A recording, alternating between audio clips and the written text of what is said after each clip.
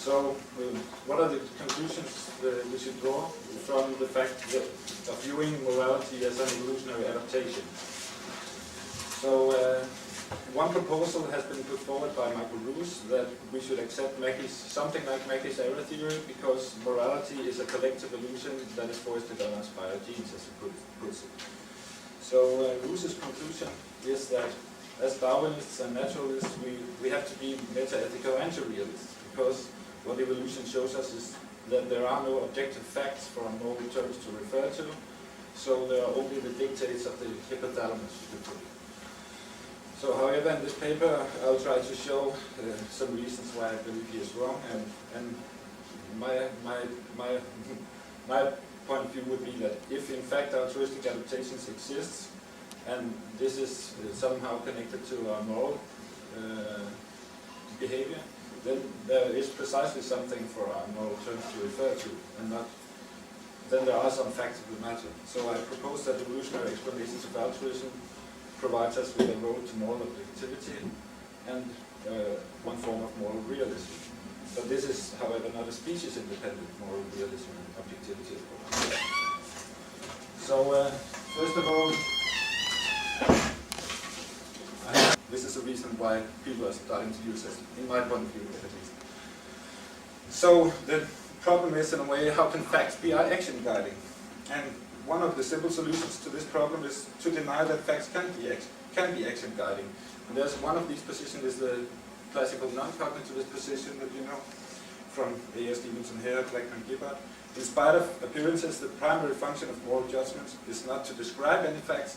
They should instead be understood as expressions of emotion, sentiment, and norms intended to show how you value certain facts.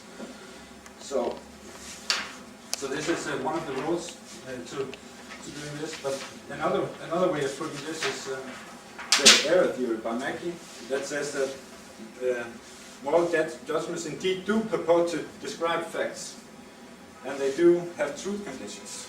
These facts just don't exist. Our moral judgments are all systematically false. And he has the classic argument from Quinness. I just have one quote of this. If there are objective values, there would be entities or qualities or relations of a very strange sort, utterly different from anything else in the universe, as he puts it.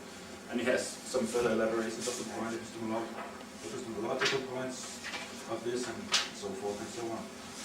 So, what Lucy does is, you could say, why just don't accept the classic, straightforward non-cognitive account instead of going into the prescriptive facts?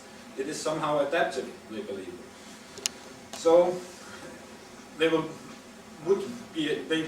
have to tell something like the story before about how altruistic behavior can be enhanced by natural selection. And when I say natural selection, that could include, of course, cultural pressures, reward, punishment, stuff like that. And there are some pretty good stuff by, I don't know if you know, the theorist Boyle and Richardson recently made a book, 2005, called Not by Genes Alone, where they make a firm naturalist approach to studying culture. Their signal for snake means stand up, look around on the ground, and eagles means look up into the sky. So it's a coordination between signal, predator, and behavior that generate the truth conditions of any signal, any natural signal. And if you can say, if there is the same kind of adaptational history about moral language and that it functions to increase altruistic behavior, then the moral language will have something, you could make some kind of similar account of what moral language is. So, but this is a functional account, and people think this maybe is a kind of a strange theory, but it's captured by the teleosemantic account of meaning of Ruth Millikan, my favorite philosopher personally. So that's and that's a firm naturalist approach to the concepts of meaning and belief and truth and all this.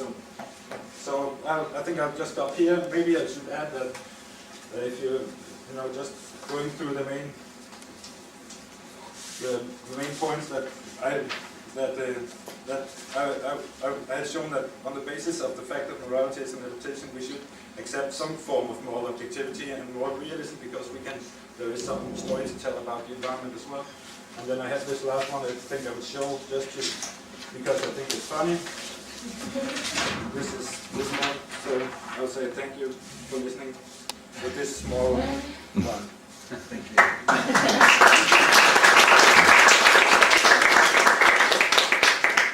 Courtesy of New York Times, this one. Do you want me to next question? Yeah, I can. Yeah, if you're welcome, then you're welcome. That's right. Yeah, I want to get clear on what you, how you're using objectivity and realism, because I take it that those are, I think you're kind of conflating them and they're very distinct things. So realism is about whether they're, moral facts have truth values or not, Yeah. whether they have meaning. And objectivity is about whether what makes moral statements true or not is independent or not from human nature. Yeah. So it seems that, well, in showing that there is a cultural component as well as a genetic component, Yeah. You might still get realism, Yeah.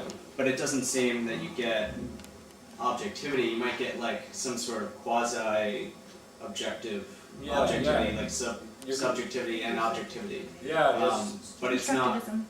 What? objectivity yet. Yeah. Constructivism is what you get.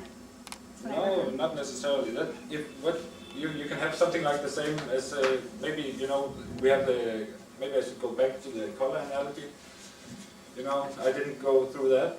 I skipped it because of the lack of time. But you can make an analogy with color. People have done that with morality and color analogies. So there is something, even though a concept of being red somehow is subjective in a way. There are no redness in the world, but there are some facts of the matter. There are the physical conditions of the objects, and there are the waves. So yeah, you have some physical components to this redness that you experience. So there's a subjective component and there's an objective component. There's something in the world also. So there will be. And if it is an evolved disposition, color, vision, then it will be dependent on this relational relational property between individuals and their environment. And all biological adaptations are like that. They are relational. So you can't get what you could say any species independent objectivity from biological considerations. They are always relating to the particular species and with this particular natural history. Right, but so it's a very historical, you have to realize that it's a very historical. Even